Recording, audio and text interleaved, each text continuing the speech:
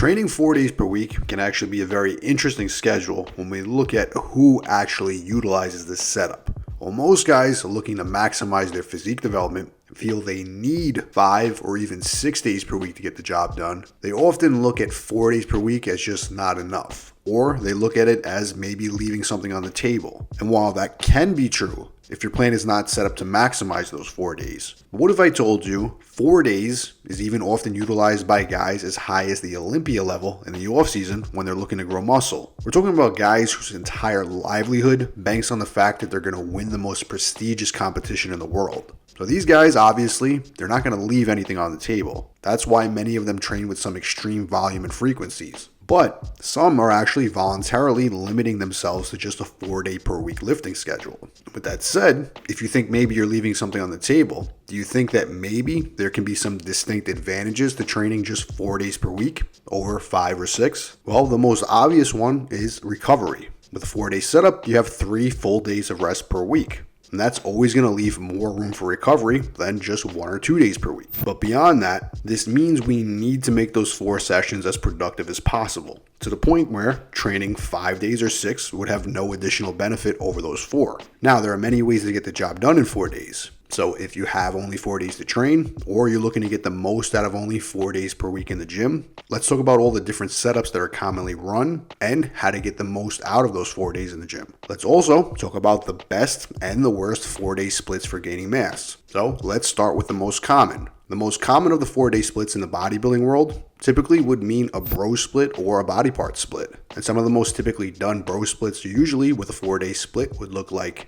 chest and shoulders on one day, back on the next day, arms on another day, legs on the 4th day. Place your rest days where you need them, and some other guys will do a different variation. It might look something like chest and biceps, legs, shoulders and triceps, and back. This was actually a pretty common setup and one that was used by Dorian Yates, especially in his later blood and guts years of training. Now, you could do this many different ways, and any variation of this 4-day split essentially falls into the same category as a 4-day bro split. Now, before we rank this in terms of best and worst, let's explore some other common options. If we're starting off with a bro split first here, the next option would basically be the exact opposite of that. Instead of splitting the body up into each body part each session, let's now combine body parts into a very commonly used upper and lower split. The upper lower split done twice per week for 4 days total. This one is commonly thought of as a beginner setup. But side note, we're actually seeing a lot of advanced bodybuilders even going back to this setup recently. Now, I would say that the upper lower split is one of the oldest 4-day training splits available. Definitely come back into style more recently,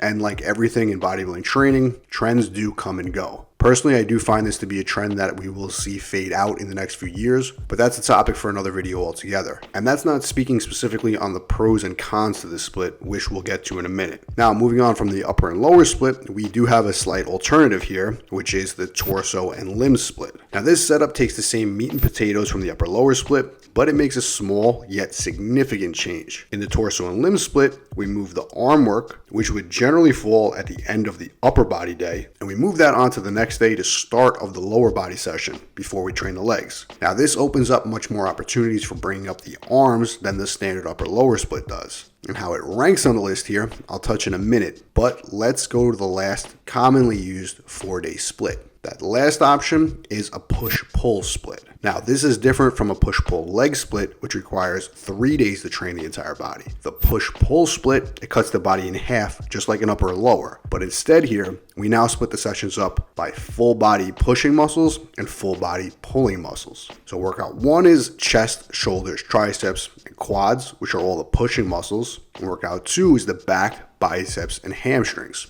all of the pulling muscles. These workouts are also repeated twice per week, just like the standard upper and lower split or the torso and limb split. Now, with all these options, we have 4 different training splits here, yet all training 4 days per week, but each with their own unique pros and cons. Now, before we get to the ranking system, let me preface this by saying the best one of these splits is going to be the one that you need for your own unique needs. And they all can work great, but in terms of general mass gain training, I'm going to rank these for you here and now. Starting with 4 out of 4, or the least productive out of all of them, we're going to go with the full body push and pull. Now, the pros here are pretty straightforward. Body part frequency is 2 times per week, which is great. 4 days training per week, which is great. That leaves plenty of rest days. But beyond that, there really are lots of cons to this setup, especially compared to the other 3. The main one being time efficiency. This is easily the least time efficient option out of any of the ones mentioned. Now, even if the volume was equated in all these splits, when you pair muscles like the chest, the shoulders, and triceps, and then the quads in one session, you're going to spend a lot more time warming up than if you were to combine other body parts in a session. And this becomes even more true the stronger you are. I don't know about you, but if I'm doing a first quad movement for the day and it's a 4-plate barbell squat, I'm probably taking at least 20 minutes just to do warm-up sets before I'm ready to hit that first heavy set of squats. If I had to do that in a session where I'm also warming up for heavy benches, heavy overhead presses, etc., I'm easily going to be spending 45 minutes in that one session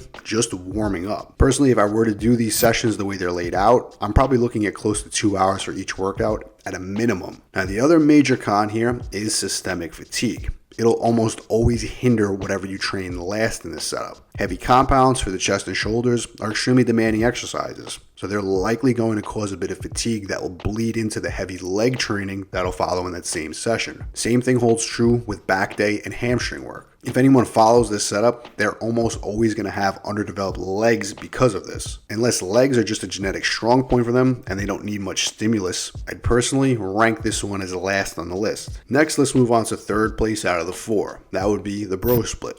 Now, I will say this, in some cases, depending on the individual, this could actually, in some cases, be ranked number 1 on the list. But that's only for very specific needs. Perfect example is top level bodybuilders. They might have a need to isolate much more and give each muscle more attention. And at that stage of the game for them, this could be more important of a factor than anything else. But that's for guys who've already established their full potential in terms of the mass department. At that stage, the bro split can be your best friend as a high level bodybuilder. But if that's not you, but the bro split is also not what's going to get you there the fastest. And the reason for that is because of the reduced frequency. And that's why in terms of general mass building, I'm ranking it pretty low on this list. To build as much muscle mass as possible, as quickly as possible, we want quality of work done, we want to be able to recover from that work, and we want to do that as frequently as possible, all while we progress as quickly as possible. So frequency is going to be king for this stage. So next on the list, we have in second place, we're going to move on up to a split that does very well at this, and that is the upper-lower split. Now, this one shines by keeping you with that high-frequency approach, but also giving equal attention to the upper and lower body. This means that your training is going to be much more balanced, and your upper and lower body never becomes neglected as a whole. But there is one major con here for many people, and that is that the upper body sessions tend to be disproportionately high volume compared to the leg days. The major issue is you're generally cramming the chest, the shoulders, the triceps, the back, the biceps, the traps, rear delts, etc. into one single session. Now, you can get very creative with this setup and you can make it much more efficient, but it's one of those setups where you have to be very meticulous with it, or you can easily turn these into marathon training sessions. Now, with that being an issue, it turns most of these upper body days into pretty long sessions, and whatever is trained at the end of that session is going to be neglected just due to energy dropping off a cliff by the end of an upper body workout. And for 99% of guys, that puts arms on the back burner. And if you have weak arms, good luck trying to bring them up after you've already spent 2 hours in the gym training heavy presses, pulls, and raises. So that leaves me to number 1 on the list, enter torso and limbs, which fixes this problem without any drawbacks. In this setup, we simply take that same upper-lower layout and we end that session after we finish the chest, the back, and the delt work.